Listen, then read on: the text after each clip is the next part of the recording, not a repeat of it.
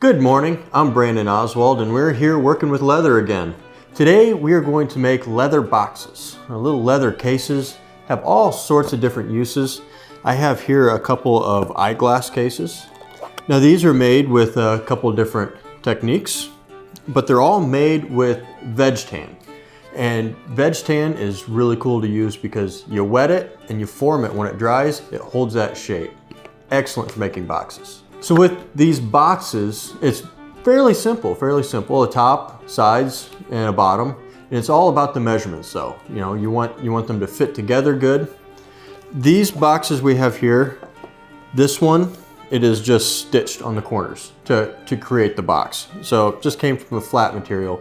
But this veg tan is really cool because you can mold it just like this. So this one was actually put around to form. And that's what we're going to do today. We're going to form this veg tan leather over a round piece of wood to make a circular box. For this circular container, we need 3 pieces. We need the top and the bottom, which are both going to be the same diameter.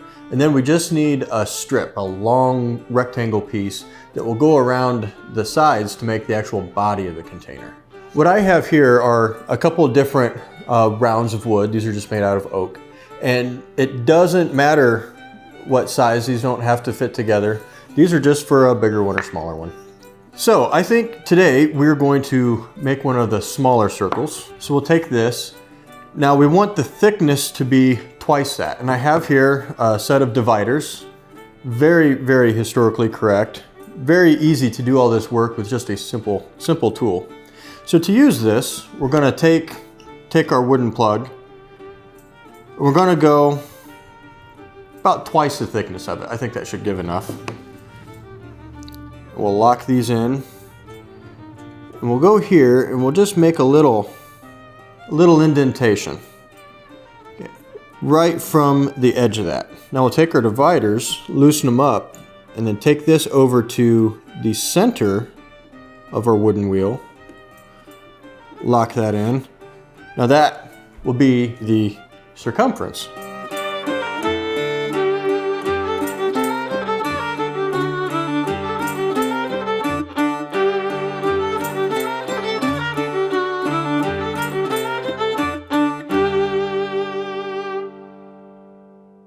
So here we have our top and bottoms cut out, our 2 circles. Now we have to cut out the body of the box.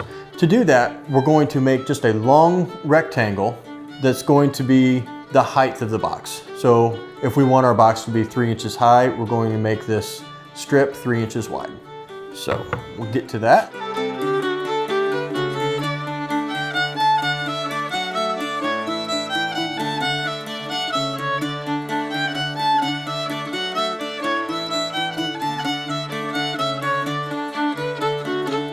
So we have all our pieces cut out here. We have the rectangle that's the body. We've cut it just a little bit longer than what we needed. So we're gonna form the pieces, and after they dry, we can set this on the inside, overlap it, and get it marked just right. So we need to wait until the pieces are dry, and we'll set that aside. Now we're on to forming the circles, the top and the bottom. And how to do that, we'll take our wooden block here, and we're gonna wrap this around it, but it's gotta be wet first. The beauty about this veg tan is that it has to be wet to form it, and then when it dries, it'll hold that shape. So when we wet this, we want to soak it. Not just a little damp on the top like we do for carving, it needs to be soaked through top and bottom so that it has a nice pliability.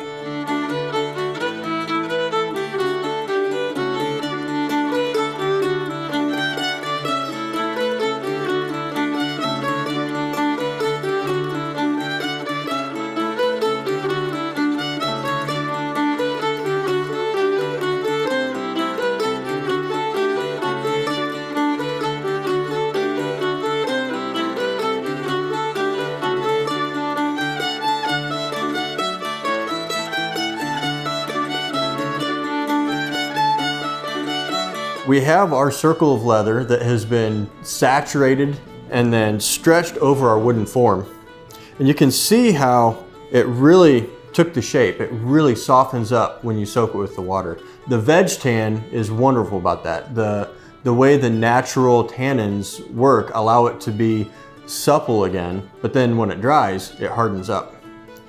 So we have it stretched over our wooden form. The next step is to clamp it so that it stays nice and tight against that form. And once we have that done, we need to let it dry overnight.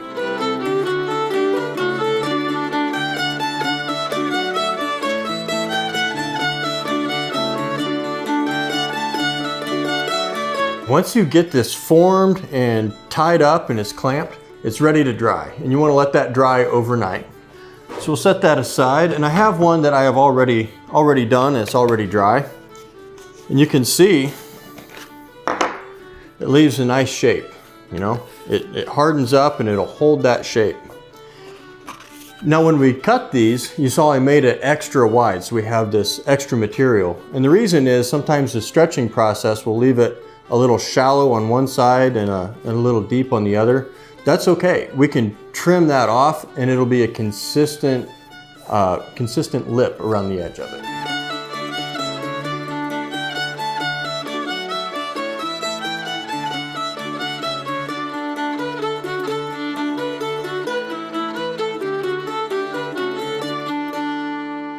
All right, so we have our top and our bottom all formed and trimmed.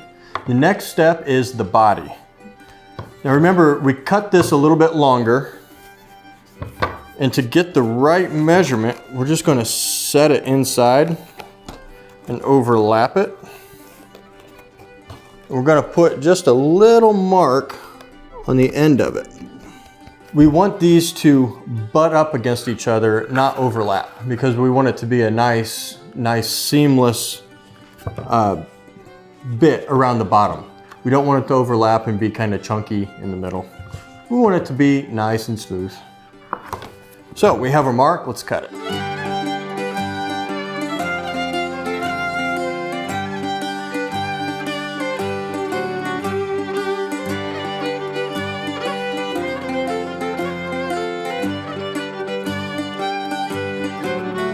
All right, we have our pieces cut out. All the measurements are looking fine. This is going to fit together really well. The next step is to punch the holes because we're going to stitch the body to the bottom piece. And to do that, we're going to punch the holes on the bottom first. And we're going to get a nice parallel line around that. And then we'll fit the body in that to mark. That way we have a nice tight fit between the body, bottom, and then the cap.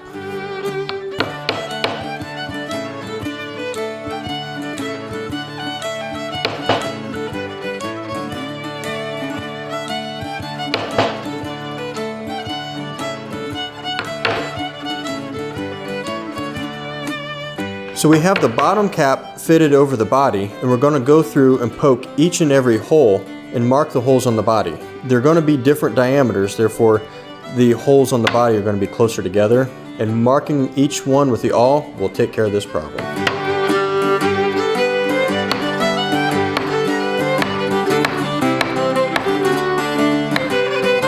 Okay, we have all our pieces cut out, all the holes pre-punched. Now it's time to stitch them together. And I am using some just plain white linen thread here, and I've got 4-ply, which means I have 4 strands that I've twisted together and then beeswaxed, and that'll help it go through the holes easier, and it also help keep the thread nice and strong. The stitch we are going to use on this is called a saddle stitch. It has a needle on each end of the thread, and on each hole, both needles go through it in the opposite directions, and you pull it tight, and it makes a nice solid stitch. You see this a lot, and I use this stitch a lot in all my other videos.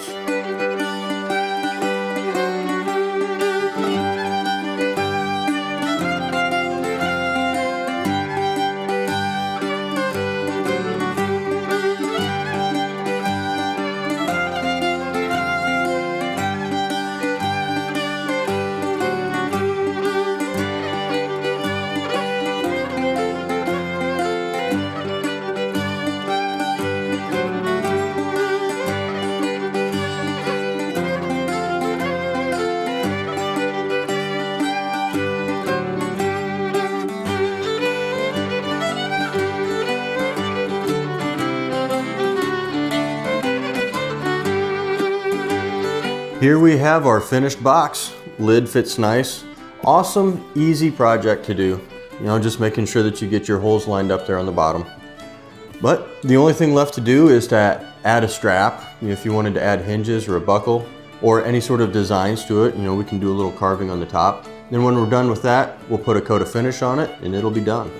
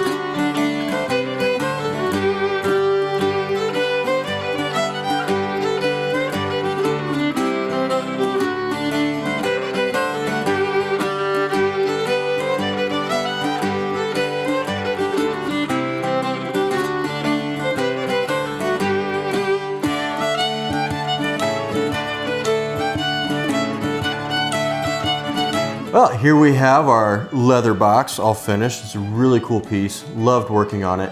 And I love it that you think about a box being square, but this one's round. Really, really cool. So if you like this and you want to see me do another box, maybe a different design, different shape, just let me know in the comments down below. And if you like watching these leather videos, I got some more for you.